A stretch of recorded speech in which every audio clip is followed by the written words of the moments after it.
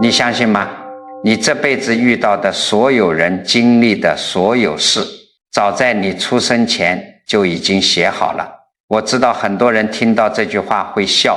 说南师啊，这不是迷信吗？但是请你先静下心来好好想一想，为什么你偏偏生在这个家而不是别的家？为什么别人唾手可得的东西你拼尽全力也够不着？你们要晓得，这个世界上没有偶然，只有必然。所谓的命运不过是你前世种下的因，今生结出的果。今天我会告诉你们怎么从今生的种种看到前世的自己，怎么改变自己的业力，让剩下的日子越过越好。我先问大家，从小到大你有没有去过一个陌生的地方却感觉无比熟悉？有没有见过一个陌生人却好像认识了一辈子？你想想看，是不是这么回事？有些老朋友，或者你看看你家里的某些小孙子，从小就跟别的小孩不一样，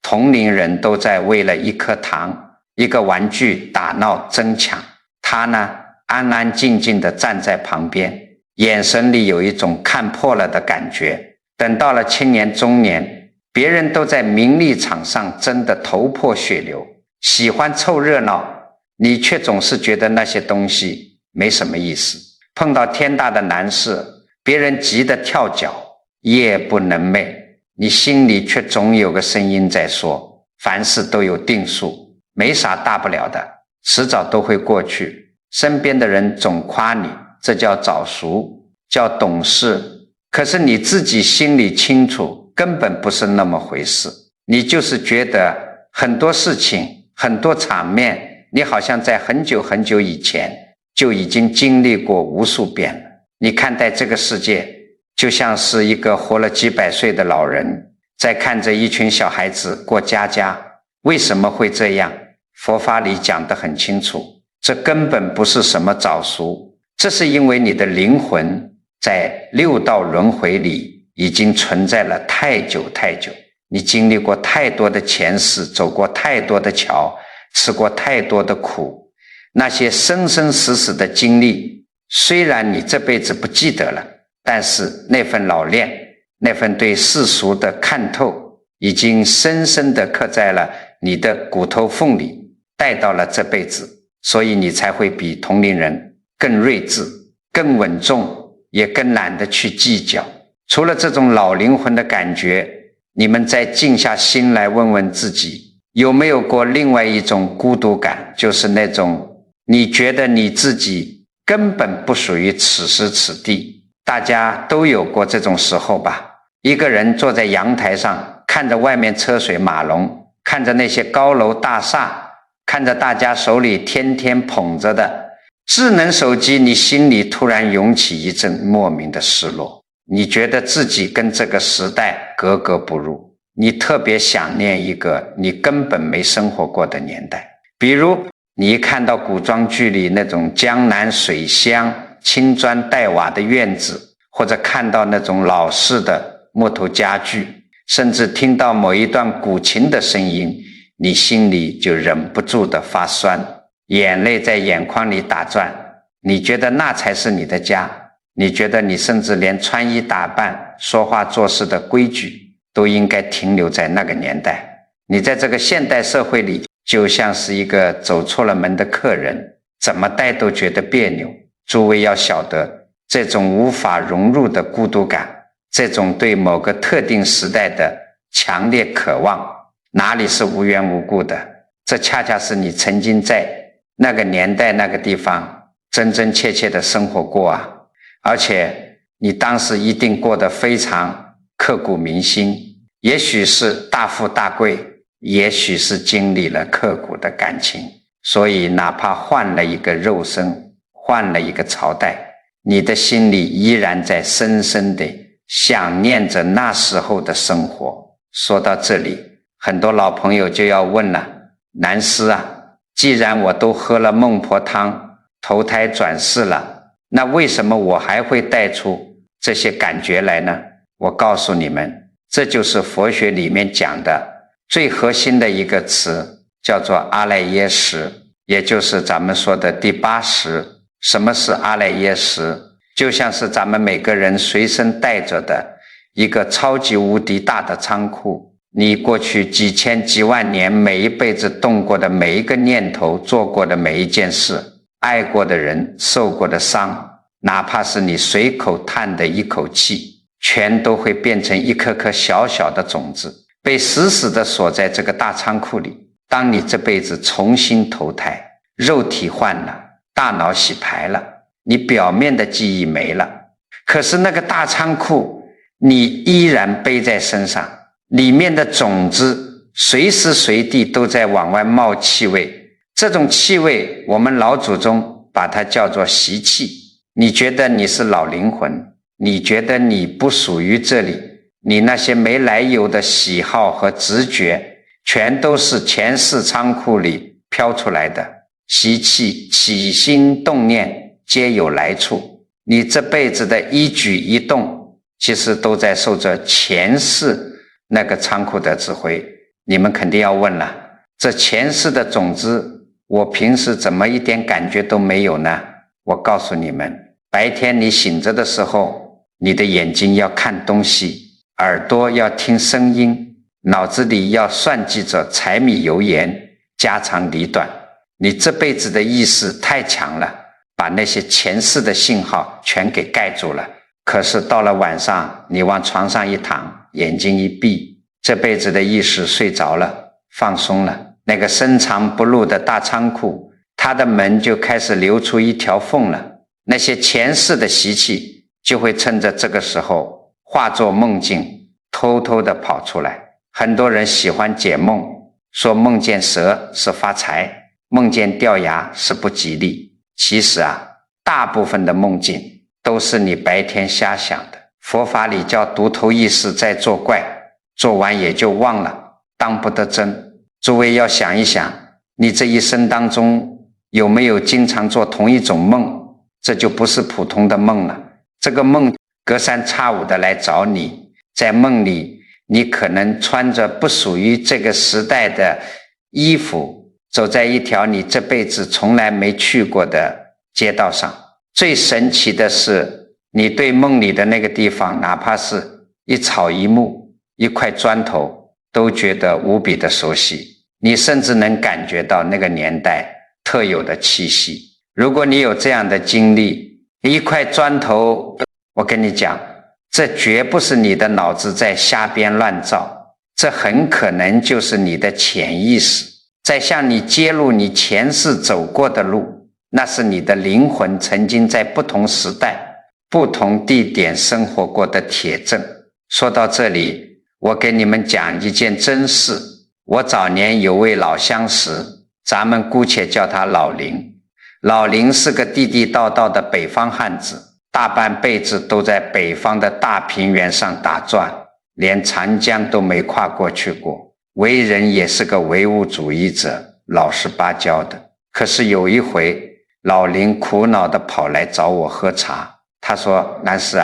我这2年总是反反复复做一个梦，梦得我心里发毛。我问他梦见什么了，他说他总是梦见自己在一个南方水乡的古镇里，梦里的那栋老宅子他记得清清楚楚，门口有2尊没雕完的石鼓，进去是个四方天井，天井角落里长着一棵歪脖子树，树底下一口长满了青苔的古井，他在梦里就经常坐在这口井边上发呆。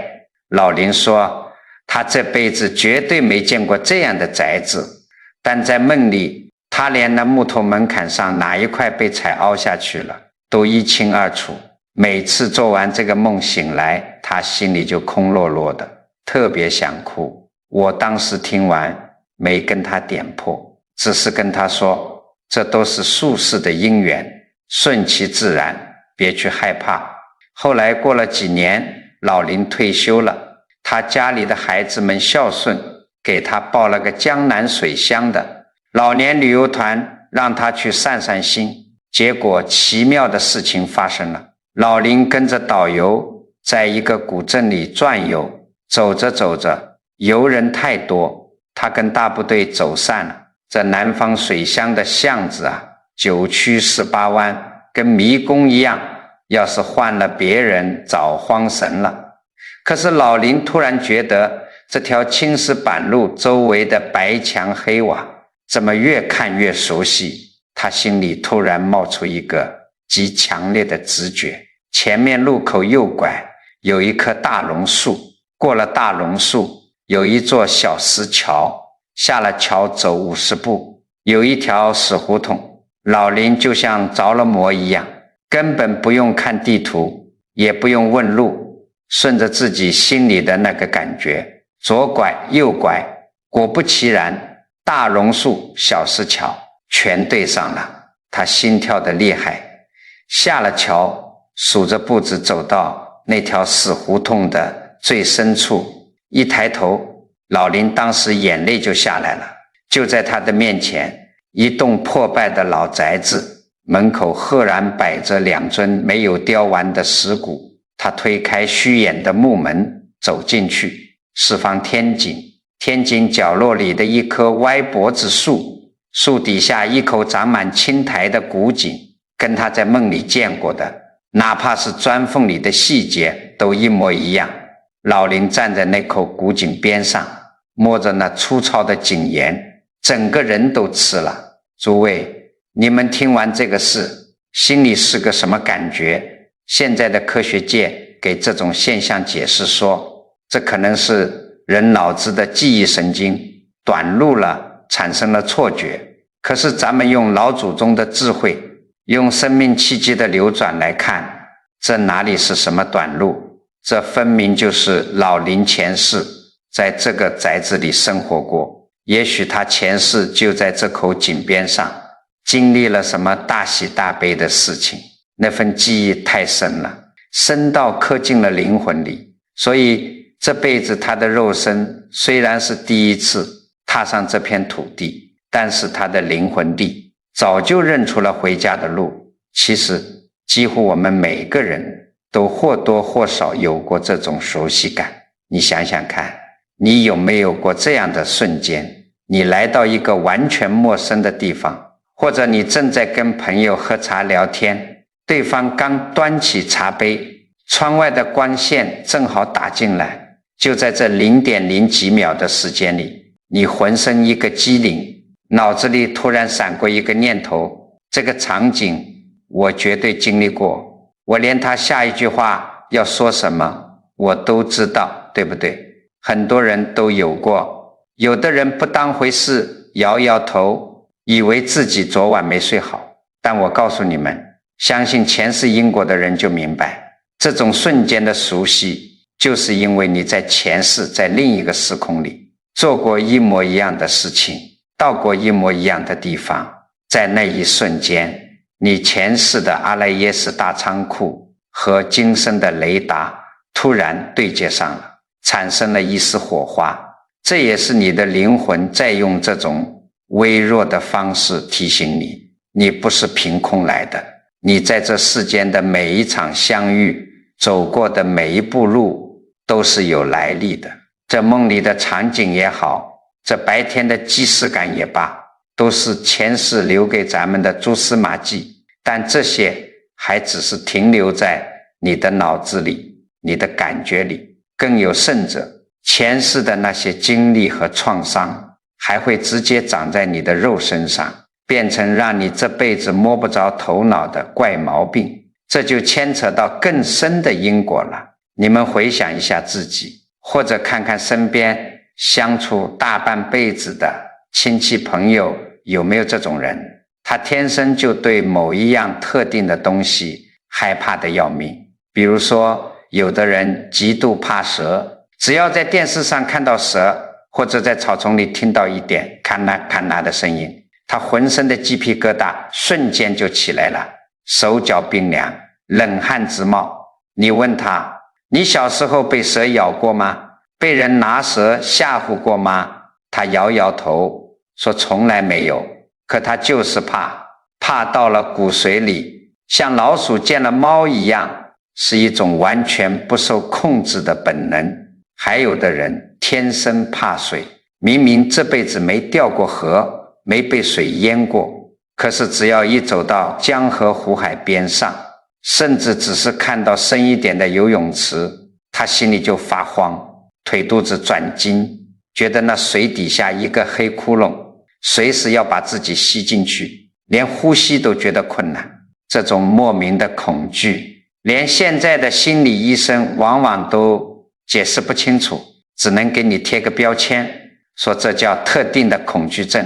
但是咱们老祖宗的学问，佛法里讲的因果道理，早就把这事儿给看透了。我告诉你们，这种没有来由、没有任何现实根源的极度恐惧，根本不是你有心理疾病，那往往是前世受过的致命创伤，在你灵魂上留下来的业气。你想想看，如果你上辈子是走在山路上，突然被一条毒蛇咬了，那种毒液攻心、垂死挣扎的痛苦和绝望，是不是太强烈了？或者是上辈子发大水，你被卷进滚滚的洪水里，那种肺里呛满泥沙，拼命挣扎却无法呼吸的恐惧，是不是直接把你的灵魂给撕裂了？这种生死关头极致的痛苦，形成了一股极其庞大、极其顽固的能量。佛学里这叫做业气不善。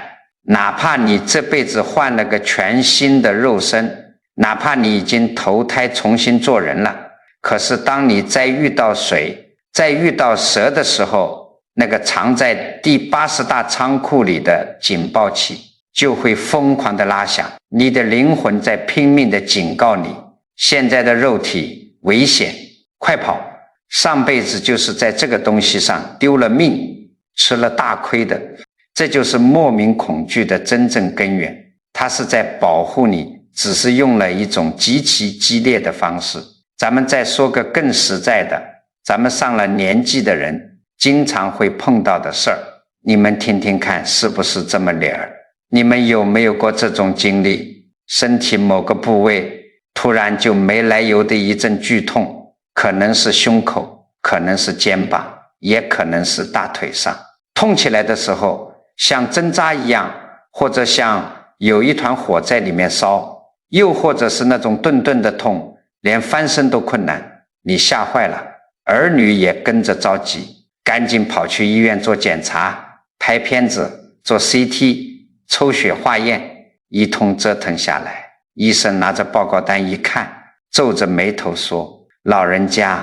你这骨头好好的没断没裂，肌肉也没发炎，内脏器官也没发现什么，器质性的病变，你这就奇了怪了。明明痛得满头大汗，怎么就查不出毛病呢？而且最不可思议的是，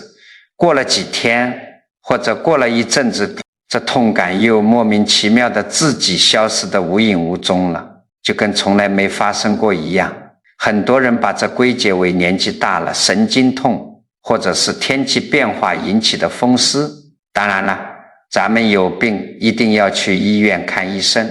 世间的病要用世间的药来医，这是世间法。如果医生什么都查不出来，这种来无影去无踪、查无实据的痛，你就要心里有数了。这很可能也是前世带过来的烙印。你的前世也许在兵荒马乱的战场上胸口挨过一刀，中过一箭，也许在做苦力的时候肩膀被沉重的石头砸断过，那时候受的重伤，流的鲜血，虽然那个肉体早就化成泥土了，可是那个痛的记忆，那个受伤瞬间肉体的痉挛和惊恐，依然死死地印在你的神识里。当你这辈子在某个特定的流年岁月，或者碰到了某种特定的宇宙契机交汇的时候，你前世的业气和今生的身体一通电，那个神识里的痛就发作了。在修行人看来，这就是你的灵魂还记得以前受过的重创，他在用肉体的痛觉向你重播他曾经经历过的苦难。所以我常常讲，人的这个身体啊，是最诚实、最藏不住秘密的。它不仅记录了你这辈子吃了多少苦，挨了多少累，它还背负着你上辈子没结痂的伤疤。除了这种肉体上的本能反应和疼痛，还有一种情况也是极其不可思议的，那就是你总是能极其鲜明、极其清晰地记得一些你根本就不应该记得、你根本就不在场的事情。有些人脑子里会时不时冒出一段极其生动的记忆，比如一场发生在你出生前几十年的动乱，或者是一个你这辈子从来没去过的远方老村庄发生的一场大火。你闭上眼睛，甚至能清晰地描述出当时那场大火是怎么烧起来的，周围人的哭喊声是什么样的，火光映照在墙上的影子，甚至是那股烧焦的木头混合着泥土的味道，你都好像能真真切切地闻到。可是你翻翻家谱，对对出生年份，你根本还没从娘胎里出来呢，你绝对不可能在现场。诸位要晓得，你能记得这些，绝不是你看历史书看多了，也不是你想象力丰富在编故事，这依然是你前世那个大仓库，因为某种因缘际遇的触发，在不经意间露出来的信息，也许在几百年前的那场大火里，你就是那个在现场拼命救火的人，或者是那个眼睁睁看着家园烧毁的受难者。那些画面，那些声音，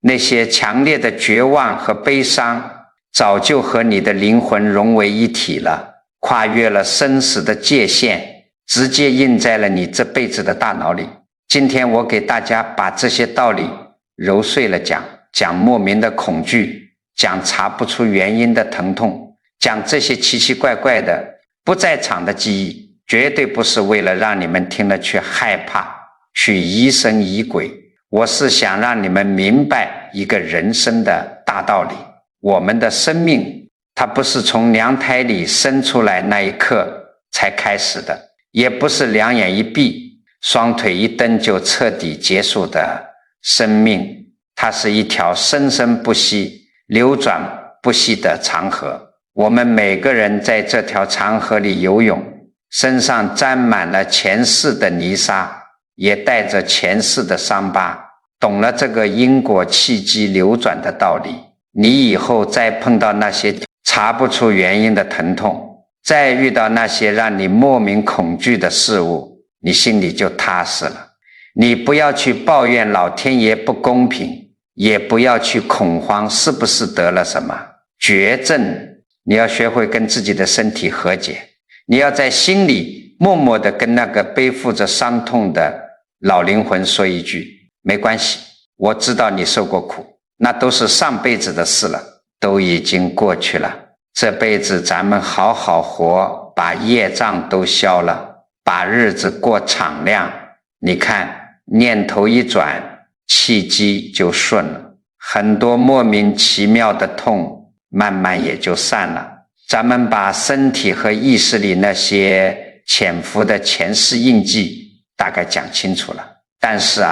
人活在这个世间，最难过的坎儿往往不是这副皮囊上的痛，而是人与人之间那种扯不断理还乱的情和缘。你想想看，你这一辈子有没有遇到过这样一个人，你见他第一眼，不管是男人见女人，还是交朋友，就觉得这个人太熟悉了，觉得这辈子非他不可，哪怕他条件不好，哪怕家里人拼命反对，甚至哪怕他脾气很差，总是折磨你，你就是心甘情愿地为他付出，跟中了邪一样，拉都拉不回来。现在的年轻人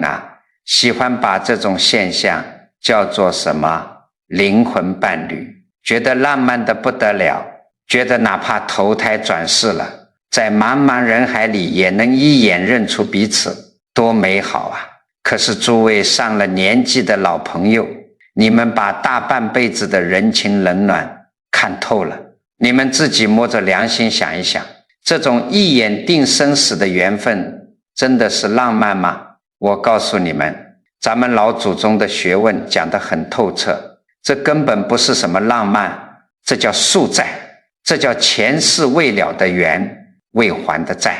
你在前世可能欠了他一条命，或者他为了救你倾家荡产，又或者你们前世发过极重的毒誓，哪怕做鬼也不放过对方。这种带着极大情绪的执念变成了一股强悍无比的业力，刻在你们俩的第80里。等到了这辈子，你们俩一照面，那个契机瞬间就对上了，砰的一下，前世的那个开关打开了。你觉得那是爱情，是亲切，其实那是你的灵魂在提醒你讨债的来了，或者你该还债了，所以你才会心甘情愿地搭进去一辈子。懂了这个因果，你再去看看身边那些吵吵闹闹却怎么也分不开的老两口，你就明白了，这都是命里带着的定数。说到这里，有些人可能还是觉得玄乎，难师啊，这前世的人和事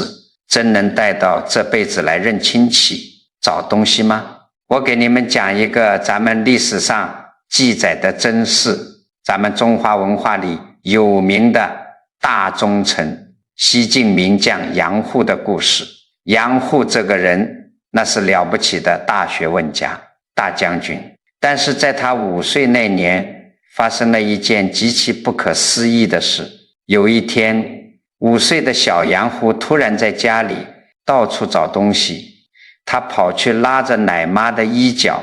闹着说，我那个把玩的金环呢？我平时拿在手里玩的那个金环哪去了？奶妈一听一头雾水，摸着他的头说，小少爷，你打小生下来，老太太就没给你打过什么金环啊，你上哪儿有个金环去？小杨户一听也不哭也不闹，眼神极其笃定，直接迈开小腿就往门外走。奶妈怕他跑丢了，赶紧跟在屁股后面。只见这5岁的娃娃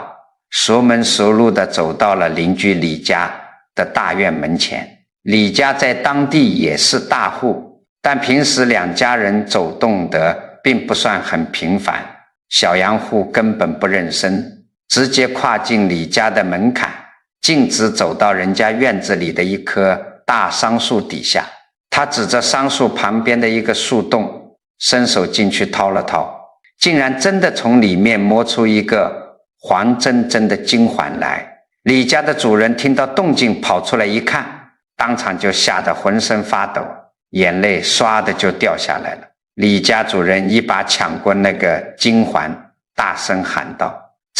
这是我那个夭折的死去的儿子的东西啊，他生前最喜欢玩这个，后来他病死了，这金环就不见了，原来是被他自己藏在树洞里了。你这个小娃娃，你怎么会知道？奶妈在旁边早就吓傻了。5岁的杨户看着李家主人，什么也没说，只是眼神里透着一股不像小孩子的悲凉。你们听听这个事，杨户5岁，从来没进过李家的门，他凭什么知道邻居家死去的儿子把玩具藏在哪棵树的树洞里？这就是最硬的铁证。杨户的前世就是李家那个早夭的儿子，他的肉身虽然投胎到了杨家，成了杨户，但是他前世那份记忆，那个把玩金环的习惯还没有完全散去。人啊，带着前世的记忆和习气投胎，就会在这一辈子的性格和命运上表现得淋漓尽致。这就讲到咱们出生的日子了。有些人啊，这辈子不仅没有什么一眼定生死的缘分，甚至连个普通的交心朋友都少得可怜。你们中间有没有这种人？或者你们家里有没有这样的孩子？如果是农历的初二、12、27出生的，你看看他们的脾气、秉性，这种人从小就安稳恬静，甚至有点孤僻。别人喜欢凑热闹，喜欢去应酬饭局，去拉关系，他呢，他觉得烦，他骨子里有一股清高，对名利这种东西看得很淡，毫不在意。这样的人平时根本不爱跟他人交友来往，喜欢独来独往。如果放在现代，他们最喜欢干什么工作呢？喜欢去管档案，去搞考古，去画画，或者是做手艺人。总之就是那些不需要跟他人过多交际应酬的活。别人觉得他们怪，觉得他们不合群，可是我告诉你，这不是性格有缺陷，这是前世的习气带来的。这几个日期出生的人，在前世往往是出自名门望族之后，但是看破了红尘俗世，不愿意在官场上同流合污，于是长久地隐居在深山老林里，平日里就喜欢种树，采桑。到了傍晚日落的时候，对着漫天彩霞喝点小酒，写2首诗。那种闲云野鹤，不染尘埃的习气，被他们深深地带到了这辈子。所以今生他们骨子里依然是个隐士。但是诸位啊，咱们这辈子既然投胎到了这个红尘俗世里，完全不食人间烟火是不行的。人是社会的人，孤木难成林啊，这类人因为不爱交际，往往朋友数量稀少。老天爷是公平的，他们虽然朋友少，却个个都是能过命的真心朋友。只要是他们认可的人，那绝对是掏心掏肺。所以我常常跟这几天出生的朋友讲，我知道你们骨子里清高，这是上辈子带来的好品质，不沾染世俗的恶习。这辈子来做人，就要学会和光同尘。你们要克服自己身上那种孤芳自赏的小缺点，待人接物的时候尽量真诚谦逊一些，稍微柔软一点，把那个冷冰冰的外壳卸下来一点。如果你能把这个性质稍微转一转，在下一世，甚至在这一世的中晚年，你的运势就会大变。你们这种人一旦做起生意来，在那些懂你赏识你的真心朋友和贵人的助力下，往往能成大器。而且最重要的是，你把心打开了，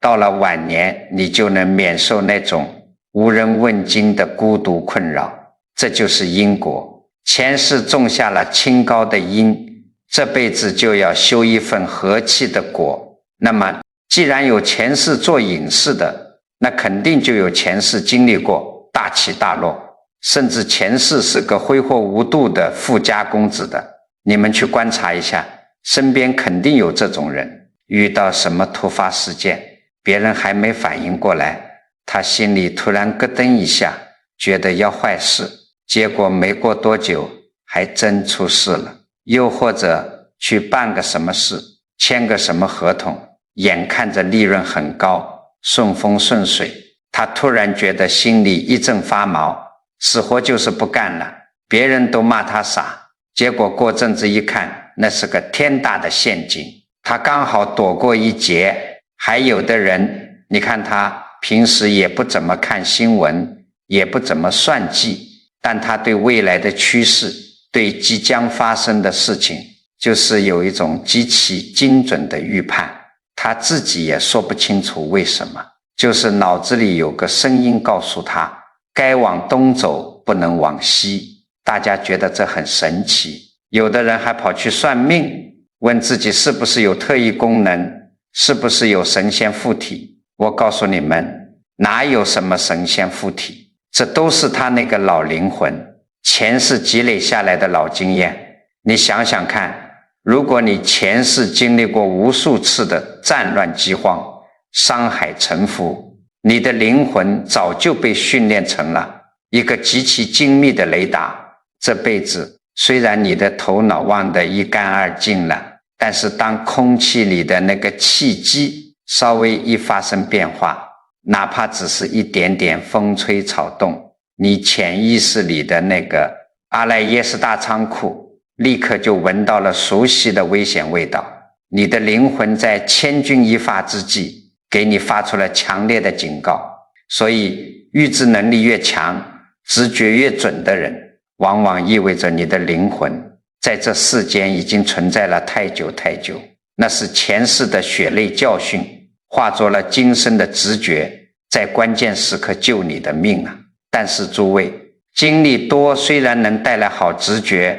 可如果在前世染上了那些极其顽固的坏毛病，这辈子那可是要吃大苦头，遭大罪的。咱们接下来再看看另外几个特定日子出生的朋友，如果是农历初8、11、20这3天出生的人，你们自己对照一下，或者看看你们家里的子女、身边的亲戚是不是这么个情况。这类人啊，老天爷其实挺赏饭吃的，他们天生就长着一个极其聪明机智的头脑，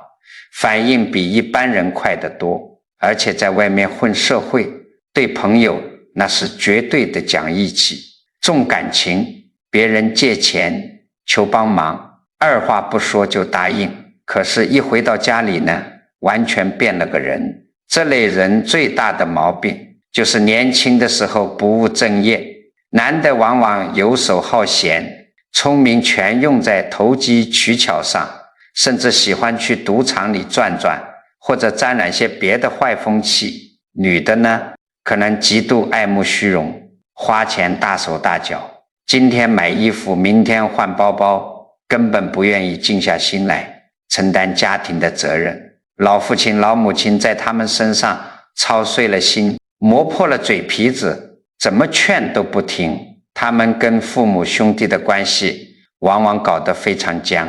觉得家里人都不懂自己，只有外面的狐朋狗友才是真兄弟。这叫什么？这在很多老百姓眼里就叫败家子、讨债鬼。可是为什么他们天生这么聪明，却偏偏要把路走歪呢？这就有极其深远的前因了。我常常讲，没有无缘无故的聪明，也没有无缘无故的败家。这几号出生的人，在前世那往往是妥妥的富家子弟，甚至是那种钟鸣鼎食之家的公子哥、大小姐，他们上辈子衣食不缺，可是没有固定的营生，仗着家里有金山银山，就把家财全拿去挥霍、赌博、寻欢作乐了。在前世，他们就把跟父母兄弟的缘分给耗尽了，把福报给透支了。因为前世的这个挥霍和贪图享乐的习气太重了，刻在了骨头里。这辈子投胎过来，虽然带过来了前世见多识广的聪明劲儿，可是那个不愿意吃苦、眼高手低的毛病也原封不动地跟过来了。所以老天爷是很公平的，你前世挥霍了家产，这辈子哪怕你小时候家里条件还不错，只要一进入青年时期，往往就会遭遇一次严重的家道中落。这就是因果的清算，老天要把你身上的浮华之气给打掉。很多做父母的遇到这种孩子，天天以泪洗面，觉得家门不幸。我跟你们讲一句掏心窝子的话，面对这种命格的孩子，你急是没用的，你骂也是没用的，因为他身上的那股业力还没烧完，他必须要在红尘里去跌个大跟头。这几号出生的人，这辈子最关键的转折点就在40岁上下。40岁之前，他们必须也注定要经历一段扒皮抽筋的苦日子。我们老祖宗把这叫做涅槃期。他可能会经历生意的彻底破产，经历外面那些所谓的好兄弟的无情背叛，甚至落到穷困潦倒、走投无路的地步。只有当他被生活狠狠地逼到了死角、痛彻心扉的时候，他前世的那层壳才会碎掉。在这个大苦难里，如果他能突然醒悟过来，痛改前非，明白仗义美多图狗辈，负心多是读书人的道理，把前世那种守不住钱、大手大脚的毛病给彻底戒了。如果他终于知道心疼自己家里那个糟糠之妻了，知道转过头来孝顺老父母了，只要他这个心念一转，把脾气一收，把脚踏踏实实的踩在泥土里，我告诉你们，凭他们底子里的那份聪明才智和人情练达，40岁之后必定是时来运转，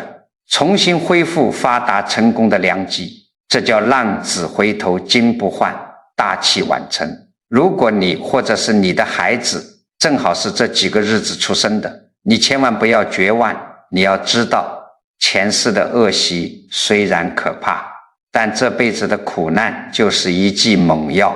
只要你能改掉自己前世遗留下来的那个漏财不顾家的致命缺点，咬着牙挺过这段低谷，你的来世甚至你这辈子的晚年必定是家庭团结、衣食无忧、富贵双全的命运。归根结底还是掌握在你起心动念的那一瞬间啊！好了，讲完了这种大起大落的浪子命，咱们还要讲讲人世间最极端的2种因果果报。一种是前世杀气太重，导致今生克妻伤子的孤将；另一种则是前世积德行善，今生老天爷追着喂饭吃的大福报之人。这2类人的命运轨迹，那简直是天壤之别。咱们先说第一类，如果你们家里或者身边的亲戚朋友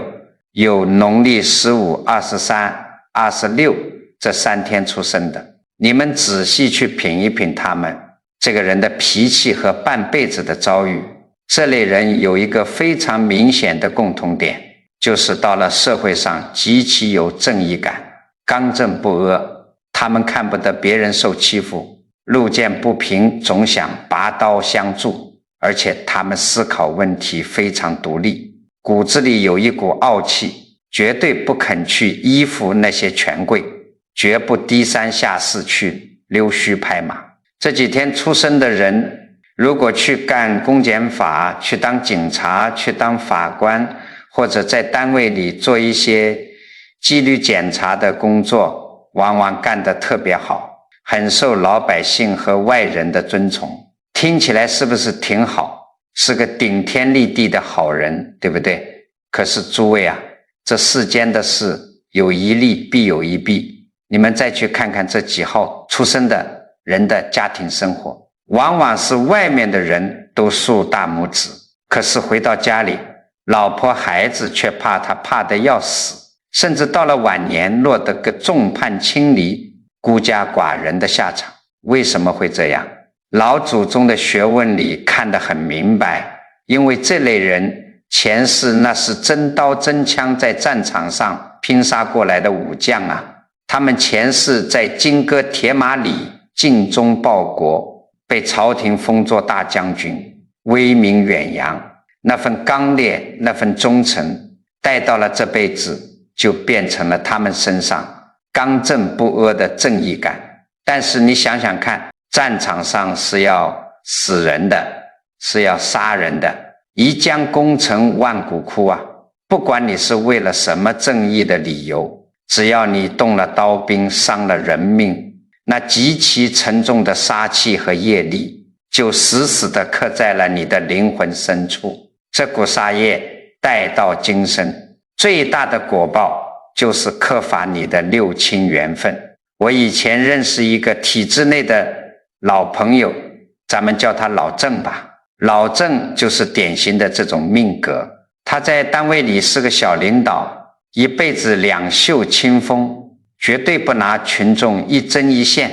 谁要是想给他送礼走后门，他能直接把东西扔出门外，还要指着人家鼻子骂一顿。外面的人都说老郑是个难得的好官，可是老郑的晚年过得极其凄凉。他在家里把老婆孩子当成手底下的兵来管，动不动就发脾气，说话像打雷一样，眼睛一瞪，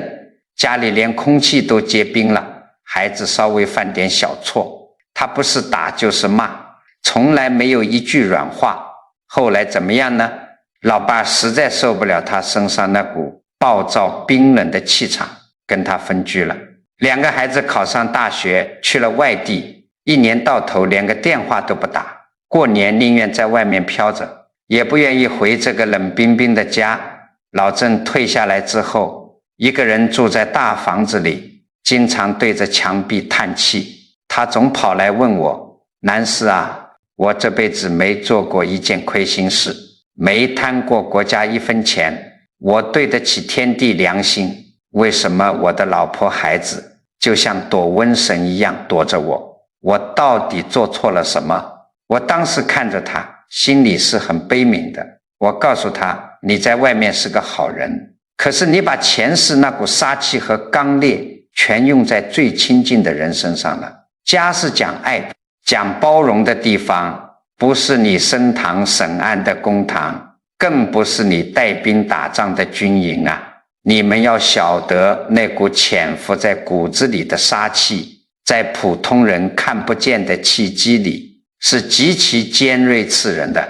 老婆孩子跟你待在一起，灵魂深处会感觉到一种本能的压抑和恐惧，这就是为什么你们缘分薄的原因。所以我劝这几天出生的朋友，如果你发现自己脾气很大，总是跟家里人不对付，你一定要明白，这是你前世欠下的杀业在作怪，这辈子怎么化解？没别的办法，就是要把你那股子百炼钢化作绕指柔。你要多花时间陪陪家人，说话声音小一点，脾气上来的时候深呼吸，把那团无名火硬生生地压下去。你重视家庭的和睦，在家里多笑笑，这就叫化解业力，这辈子把家运修圆满了，下一世你才能真正成为事业和家庭两全的幸福人。咱们说完了杀业重的，接下来咱们再来看看那些天生带福报的人。如果是农历初4、初6、17这3天出生的人，你们这辈子的经历往往是一出先苦后甜的大戏。这类人前世那是真正积了大德的人，他们上辈子可能不是什么大富大贵，家里米缸里的粮食也就刚刚够吃，比上不足，比下有余，但是他们心肠极软，看到街边讨饭的叫花子，看到家里揭不开锅的穷苦邻居，他们总是心生不忍，宁可自己少吃2口，也要分给人家一半。他们的家里往往都干干净净地供着佛像或者神龛，只要一有空闲，就安安静静地诵经礼佛，心无杂念。诸位想想看，日积月累的布施，日复一日的清净心，在因果的账本上，这是存下了多大的一笔无形财富啊！这份厚厚的德行跟随着他们的灵魂来到了今生。这几号出生的人骨子里自带一种温和从容的气质，不过老天爷造化弄人，或者说老天爷为了考验你这块玉，往往不会让你一上来就享福。这几天出生的人在少年和青年时期多半会经历一番坎坷磨难，要么是家里穷，要么是吃过大苦头，受过大委屈。但是你别急，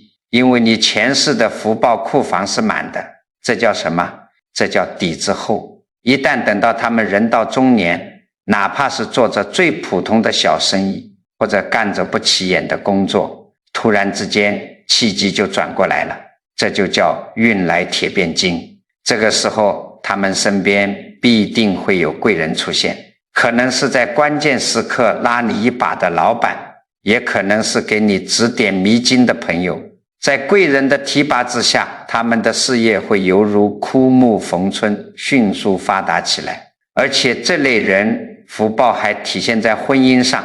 男的往往能娶到一个贤内助，甚至妻子的娘家在当地有相当的地位和实力，能给他极大的助力。女的呢，多半能嫁给一个疼人、顾家、事业有成的厚道人，这就是前世行善，今生开花结果的铁证啊！我这里要给这几号出生的，现在正享受着福报的朋友提个醒，福报就像银行里的存款，你只取不存，总有一天是要花光的。很多人到了中年发了财，有了地位，就开始飘了，开始大吃大喝，开始算计别人，甚至包养小三，抛弃糟糠之妻。你只要一做这些事，你前世存下来的那些福报，就像破了个大洞的水桶，哗啦啦全漏光了。等到晚年就是一身的病，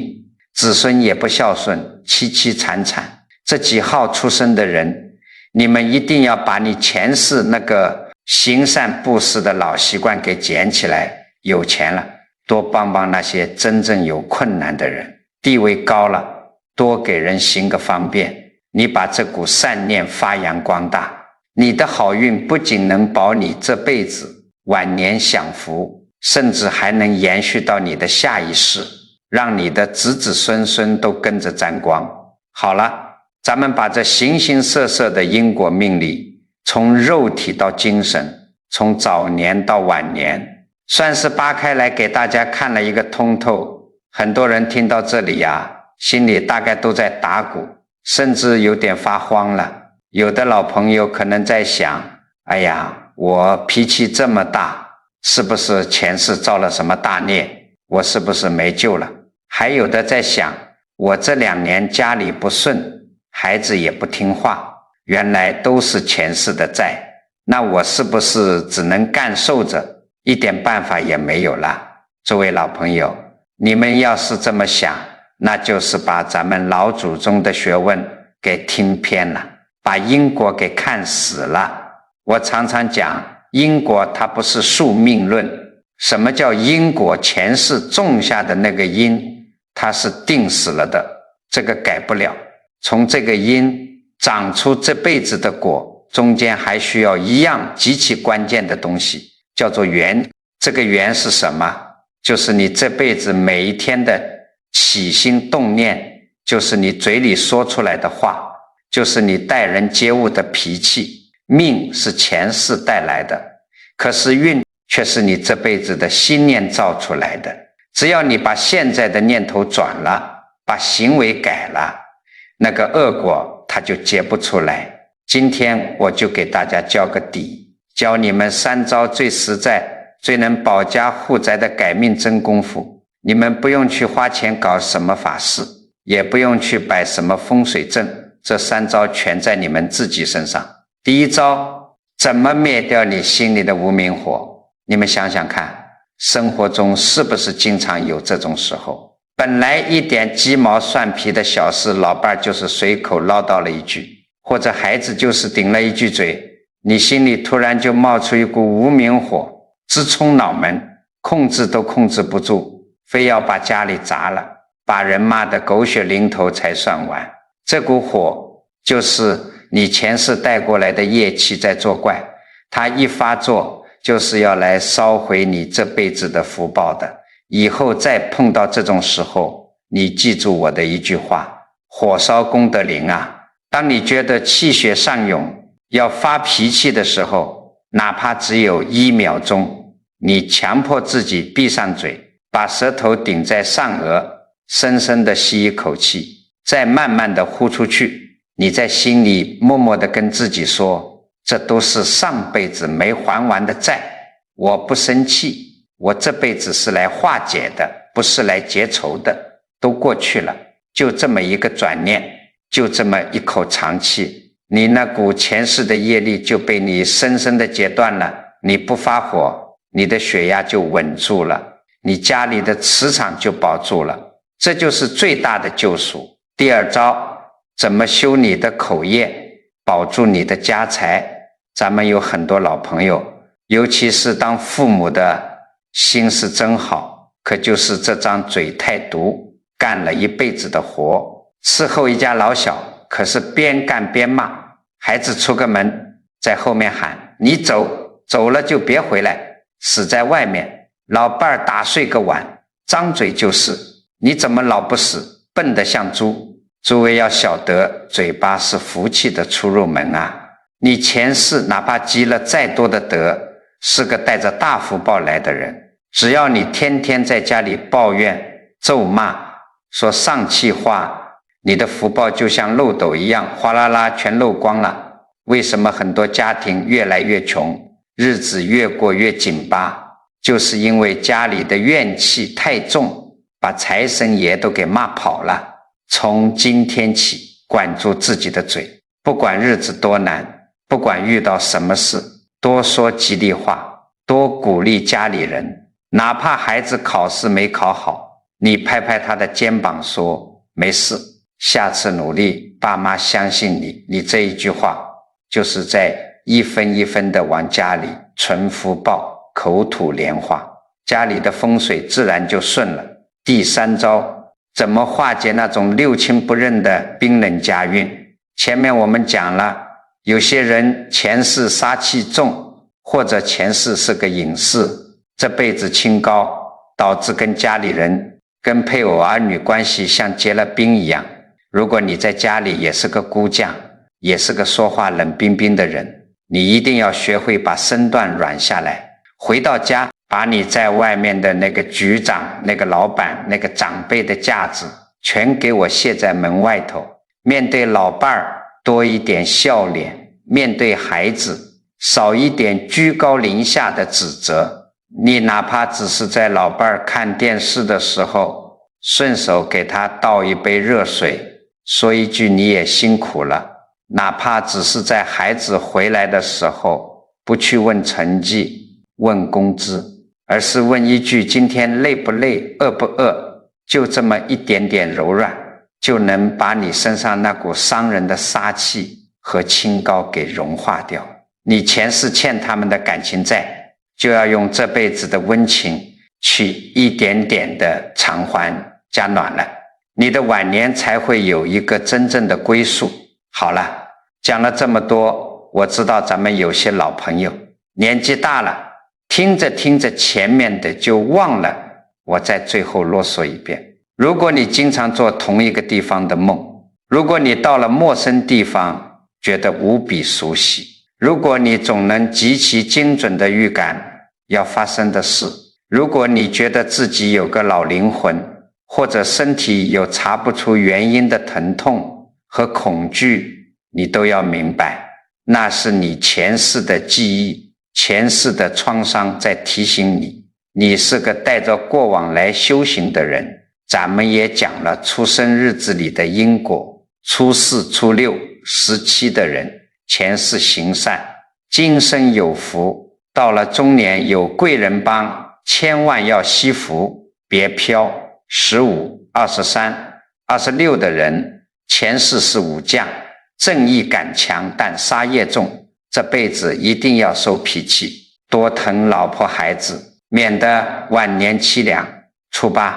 11、20的人前世挥霍，今生聪明，但不务正业，只要熬过40岁的苦，戒掉毛病，必定大器晚成。初2、12、12、27的人前世是隐士，这辈子清高孤独，得学会打开心扉，广结善缘。重点就是这些，你们对号入座，有则改之，无则加勉。我常常讲，咱们大半辈子过来了，什么是最好的风水？不是你在家里摆个什么物件，不是你去找人算个什么卦，